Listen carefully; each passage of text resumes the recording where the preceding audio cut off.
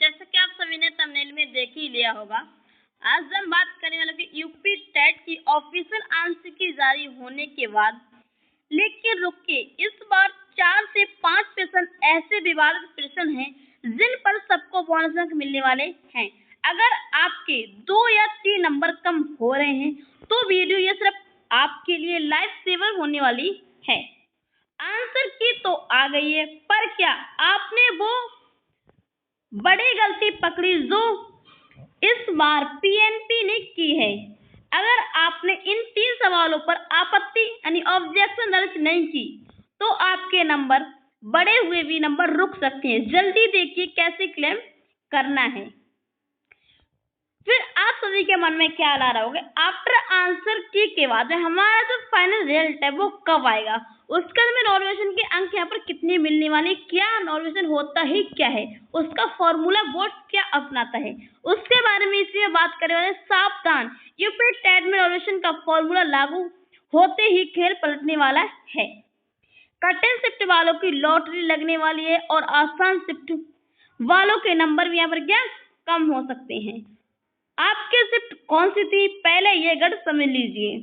क्या नॉर्वेशन में से आपके 82 से 90 नंबर वाले भी यहाँ पर फेल हो सकते हैं। सोशल मीडिया पर चल रहे इस दावे पर पूरा सच और सटीक फॉर्मूला आज के इस वीडियो में लाइव देखने वाले हैं, तो कृपया अगर वीडियो को बिना स्किप के अंत तक जरूर देखिएगा। तो चलिए कंजर्स बात करते हैं आपके यहाँ पर क्या यूपी टेट नॉर्वेशन आपका 2026। यह वह फॉर्मूला है जिसे बोर्ड भर्ती यहाँ पर क्या उपयोग करता है, यानी मार्च क्या एप्टी नॉर्वेशन क्या है। तो एमटी और एमक्यू और एसजीटी और एसडीक्यू इसके लिए अच्छी से एकदम समझते हैं। चलिए नीचे चलते हैं यहाँ पर।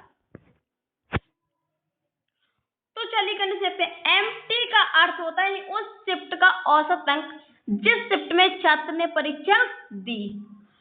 अब अगर बात करें एमक्यू का जो अर्थ होता है यहाँ पर सभी शिफ्टों का कुल औसत अंक। फिर एसजीटी है उस शिफ्ट का स्टैंडर्ड डिविएशन यानी अंकों का विक्रम क्या होता है। तो एसडीक्यू क्या होता है, सभी शिफ्टों का कुल स्टैंडर्ड डिविएशन क्या होता है। ये आपका जो फॉर्मूला जो बोर्ड अप्लाई करता है वो आपका ये फॉर्मूला यूज करके तभी आपके यहाँ पर क्या बोनस अंक दिए जाते हैं। रिजल्ट को लेकर यह बड़ी एक अपडेट आई है। अब तक की बड़ी और पक्की अपडेट इस तारीख को शाम 4 बजे आपका रिजल्ट यहाँ पर क्या लाइव होने जा रहा है। लेकिन रिजल्ट से पहले आपको एक जरूरी काम करना होगा। इंतजार आपका खत्म है। लखनऊ से सीधे आ रही यूपी टेट रिजल्ट की फाइनल डेट। इस बार रिजल्ट के साथ ही एक बड़ा सरप्राइज मिलने वाला है, तो वीडियो के आखिरी में आपको मैं बताऊंगी, ठीक है। प्लीज वीडियो को स्किप मत करिएगा।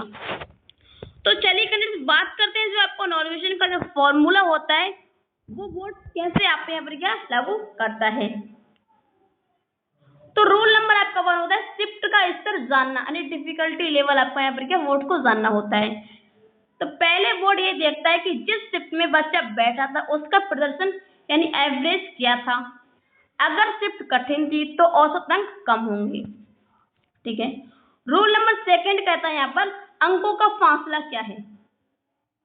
यह देखा जाता है कि उस शिफ्ट के बच्चों के अंक एक दूसरे से कितने अलग हैं, क्या ज्यादातर बच्चे पास हैं या फेल।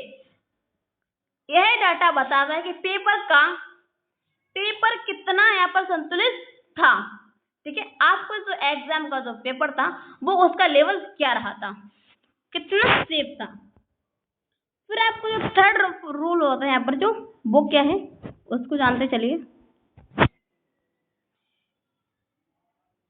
अंतिम आपकी गणना होती है नॉर्वेशन के लिए जिसके थ्रू आपको बोनस अंक के रूप में नंबर दिए जाते हैं। अब फॉर्मूले के जरिए कठिन शिफ्ट वाले बच्चों के अंकों को बढ़ाकर और आसान शिफ्ट वाले बच्चों के अंकों को थोड़ा स्तर में रखकर सबको एक समान स्केल पर लाया जाता है। सबको इक्वल में रख के तो उनको यहाँ पर क्या लाया जाता है।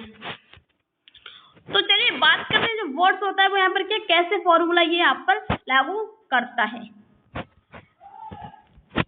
तो छात्र पर फॉर्मूला कैसे लागू होता है मान लीजिए आपने एक कठिन शिफ्ट में परीक्षा दी है और आपके 60 अंक आए हैं, तो शिफ्ट 1 का जो औसत है आपका यानी एमटी आपका 50 अंक है और सभी शिफ्टों का जो औसत यानी एमक्यू है वो आपका 70 अंक है।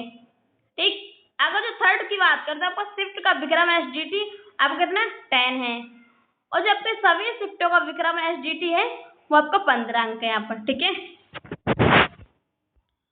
तो चलिए बात करते हैं आपका जो एग्जाम का डिफिकल्टी लेवल आपका शिफ्ट वाइज इवैल्यूएशन आपका कितना यहाँ पर मिलने वाला है आपको।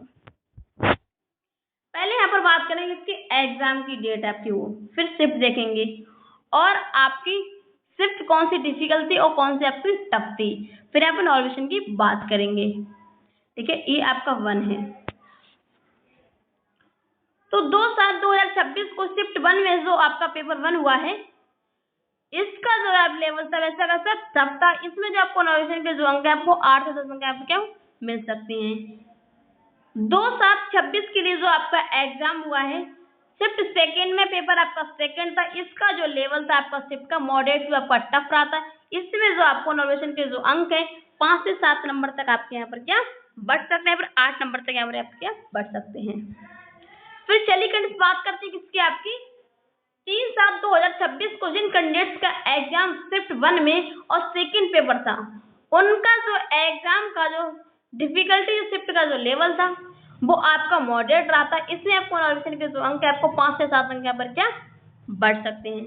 तो चलिए कैंडिडेट्स बात करते हैं 3/7/2026 को जिनका शिफ्ट सेकेंड में पेपर 1 था उनका जो शिफ्ट का जो लेवल था आपका मॉडरेट टू टफ रहा था।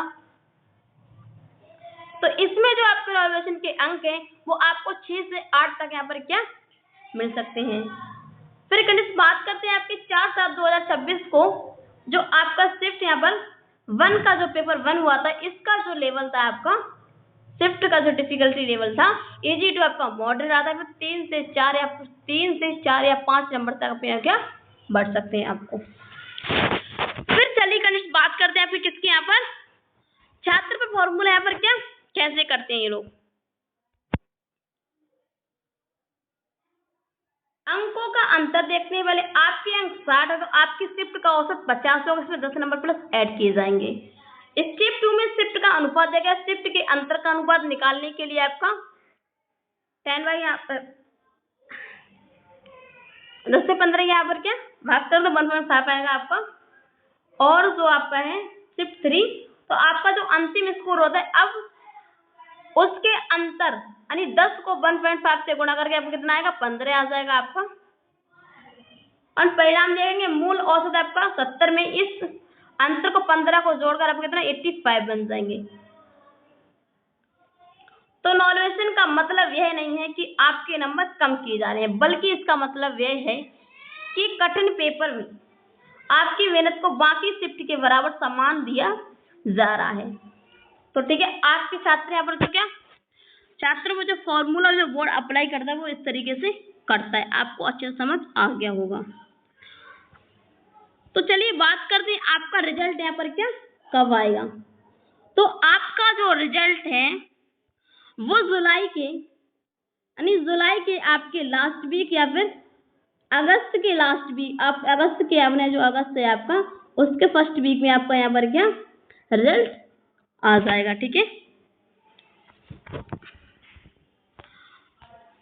तो आप सभी का स्कोर कितना बनना है कमेंट बॉक्स में लिखना बिल्कुल ही ना भूलें। अगर वीडियो अच्छी लगी तो वीडियो को लाइक जरूर कर दीजिए और सब्सक्राइब कर लीजिए चैनल को और अपने दोस्तों के पास भी शेयर करना बिल्कुल ही ना भूलें।